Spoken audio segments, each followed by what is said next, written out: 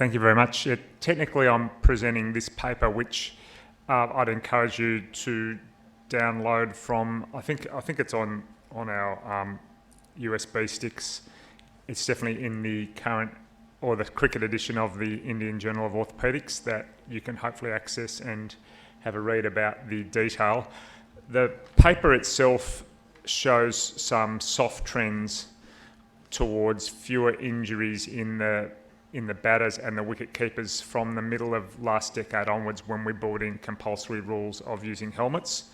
It's taken until this year before we've mandated neck protectors, but we mandated helmets when batting to pace bowlers and wicket keepers fielding up to the stumps. We mandated that in the middle of last decade, and there's been, as I said, a soft trend towards fewer injuries in those groups since the mandate. The main reason why we're mandating, though, is not because of the minor injuries which are common, but obviously the potential for catastrophic injury, which we want to avoid. And we had one in Australia, obviously in 2014, where we had Philip Hughes die after being hit in the neck by a bouncer. So that was the psychology of our reaction to that has led to the change in the rules around concussion in Australia, and then in this instance we've led the world because we had more impact from that death, obviously. And really that's what I want to talk to you about. I can't put this into writing very easily. This is something you can talk about, but harder to put it into writing because it's a little bit controversial talking about politics of head injuries after you've had a death. But I'll share a bit with you today, and if you're into the intricacies of the paper, please look it up. That's a table from one of the previous talks, but it's a good one to share with you that the head impacts in cricket are very much biased towards the batter being hit by a pace bowler from a bouncer. So that is well over half the number of head impacts were, when you sum all the head impacts together in men's cricket, there's even higher percentage. So that's a combined table of mechanisms for men's and women's cricket, and for the men it's approaching 70-75% of head impacts are the batter being hit by a bouncer directly. Women's cricket it's slightly lower, so they have quite a few more from the miscellaneous category. Ones that we're seeing a little bit more of, that we're becoming more aware of, is the head hitting the ground in fielding. I think fielding is still becoming more acrobatic, so that players are diving for catches in a more reckless way, a good way from the spectator point of view, because we're seeing more and more superb catches near the boundary, but because they're launching themselves, they have got higher impact forces of the head hitting the ground, so there's a higher risk of concussion with that mechanism now.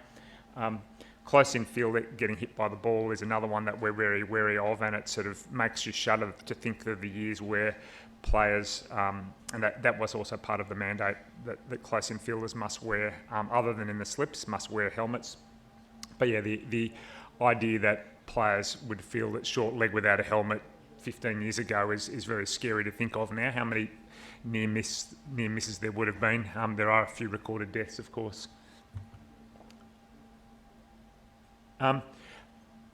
It's an interesting, I've got a slide up there of an incident that some of you may remember, that's from a test match in the late 1990s. And Australia is a country that has very high presence of medical staff at games, and that incident, this is a good anecdote you'll enjoy, was Mark Waugh and Matthew Elliott colliding mid-pitch in a test match. And Matt Elliott got carried off on a stretcher. He'd actually done a bucket handle tear of the lateral meniscus, so he had a locked knee. And this was in the late 1990s. And at that point, Australia, like many other countries, had an honorary doctor for the day. So the doctor didn't get paid. They just came to the game and they said, well, we've got a doctor at the game, don't pay the doctor. And the doctor spent the time sort of up sitting with the board members up in the committee room. And I got a phone call from Errol Alcott, who was the physio. We had a clinic that was quite close to the SCG. He said, hey, are you busy at the moment? I said, not too bad. And he said, could you get down to the SCG and see one of our players? And I said, why don't you have a doctor there? And he said, yeah, he he's here, but we've got a player with a very bad knee injury, and the player refuses to see the doctor because the doctor's drunk. So the doctor had been up enjoying some nice expensive red wine as their sort of as the payment for working in the day, and that was quite controversial. And that was an incident that led to a bit of a line in the sand where Cricket Australia started realising we're going to get sued here if we have a player get badly managed on account of the fact that the doctors are working on an honorary basis and invited up to the boardroom to get as drunk as the board members all were. So from that instant on, they decided that all of the major games that they had to pay for a doctor. So that's sort of where it originated from an Australian point of view, which is an interesting story. But we've also got our local main football code is facing like the US, facing a major group of concussion class action lawsuits. And so we sort of see that the reason why we have to have doctors on all tours and at all games in Australia are for head impact governance, which is very important now, and then also medication compliance. And there's also a unique Australian rule that in Australia, physiotherapists are not allowed to dispense on standing orders from a doctor. So nurses and pharmacists can, but physiotherapists aren't allowed to in Australia. I think that in most other countries they are. So a physiotherapist on a doctor's order can dispense medications, but technically that's not allowed in Australia. So it's another reason why we have to have a doctor at the venue at all times, because the physio would be breaking the law even if they were handing a medication out like an antibiotic on advice of the doctor.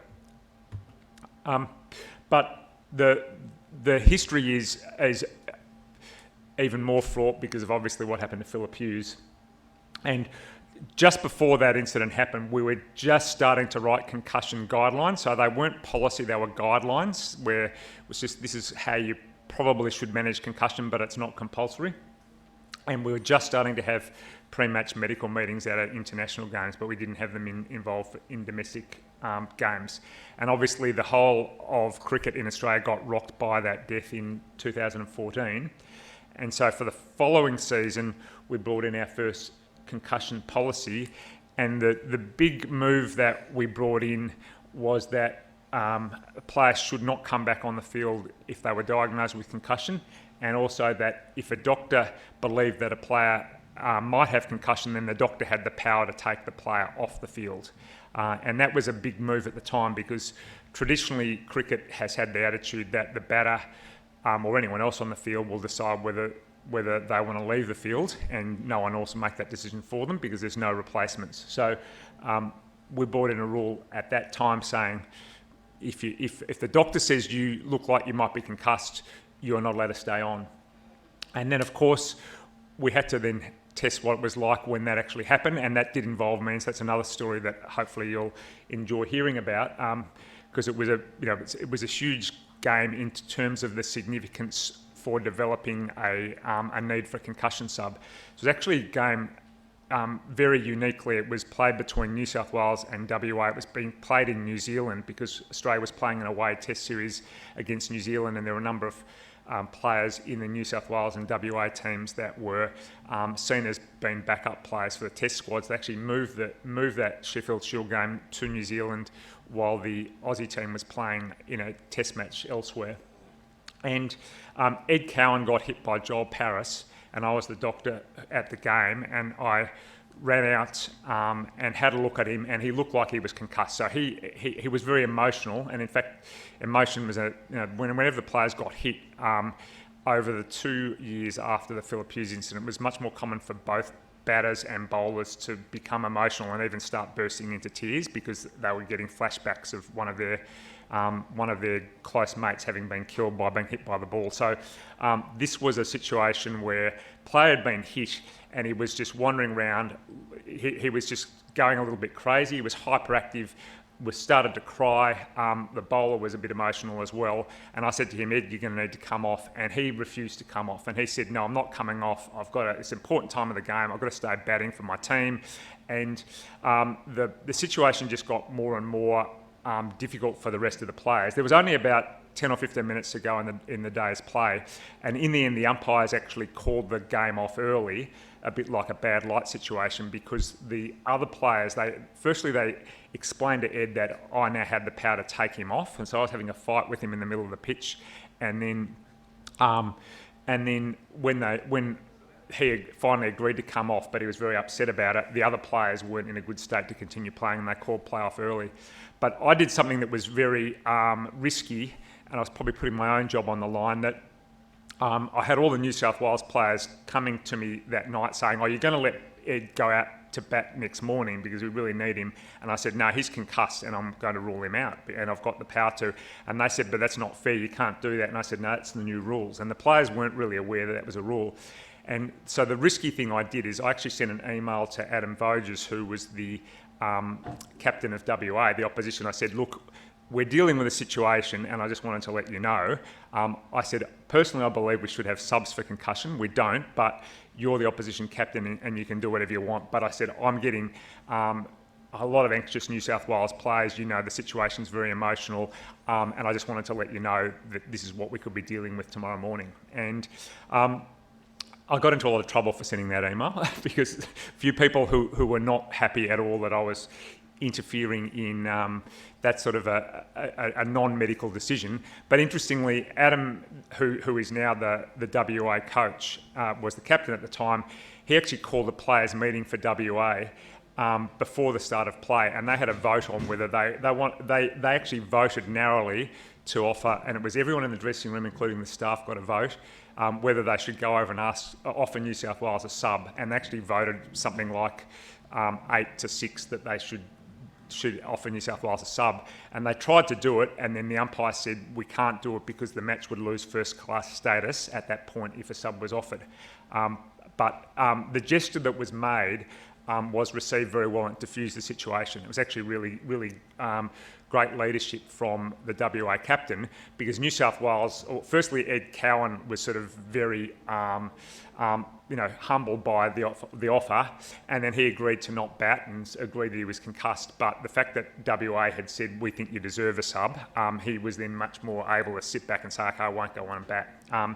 And as I said, I got into a fair bit of trouble for having sent the email, but it sort of set the ball in motion that the players felt, well, if doctors are going to pull players off against their wishes, then we should be offering a substitute for players in that situation. And so that meant that we were able to bring in a concussion sub for white ball cricket the year after, because we weren't going to lose first class status. And then we started bringing in rules that all players needed testing after any head impact other than trivial ones. And then eventually the ICC allowed us to trial a concussion sub, and it went on to be allowed in 2019, a few years later. So it was a long-term bit of lobbying, and that's a very famous, that's not a good photo there, but it's a famous photo, which is the paperwork for Marnus Labuschagne to come in as the concussion sub for Steve Smith in that Ashes test. So from a medical point of view, it's a very famous piece of paper, so I thought I'd include it. It's hard to read, but it's saying Steve Smith's been concussed, here are the details, and Australia asked for Marnus Labuschagne. And it was one of those occasions where fate worked in our favour, that you almost had mini Steve Smith sitting on the sideline, so it was the perfect like for like. It was a quirky top order bat who bowled a little bit of part-time leg spin and was very fidgety. It was almost like a little clone of Steve Smith to come on for Steve Smith. I think Justin Langer, who was anti-concussion subs before this, when he got Marnus, came in and then did pretty well. He then became an advocate for the concussion sub, which was great. So we did really well with that, but we've still got a lot of areas to go in cricket that I think are not safe. We've got neck protectors just becoming compulsory, which is great. It's compulsory technically for coaches to wear in white ball cricket in Australia. Our local policies have got to wear helmets when they do throwdowns. We were actually getting there in 2019 that the vast majority were, and I think that we've got what I'm calling pandemic fatigue now, that we had so many bubble rules that there's been a bit of a backlash, and coaches and players don't want to necessarily do things that they get told. You've got to wear helmets in the nets. They don't like it. I think the warm-up situation in cricket across the board is a disgrace. I just think it's totally unsafe. You've got 3 or 4 groups of players hitting high balls, taking catches. There's balls flying everywhere. And we can go back in Australia to Glenn McGrath spraining his ankle in a warm-up in the 2005 Ashes that possibly cost us that Ashes series, and we still haven't got warm-ups sorted since then. Warm-ups are just all over the shop with zones aren't protected, so there's a lot more we can do for safety. But the fact that we have got a concussion sub in at cricket, I thought you'd enjoy that story. It's not really part of the scientific presentation, but again, it's a good anecdote and a good bit of history that I'm sure you'd all enjoy, and it gives us confidence that the other things that we need to fix up, like the unsafe warm-up, are what we've got to look forward to this decade. And we pretty much follow the Amsterdam guidelines, and the ICC is getting there. But what we do in cricket, which we don't have in the football codes, is we now examine every player after every head impact and get them to do testing, which we have few enough head impacts that we can afford to do that, and they can't really do that in the football codes. And we're probably out of time, so I'll finish there. That's good.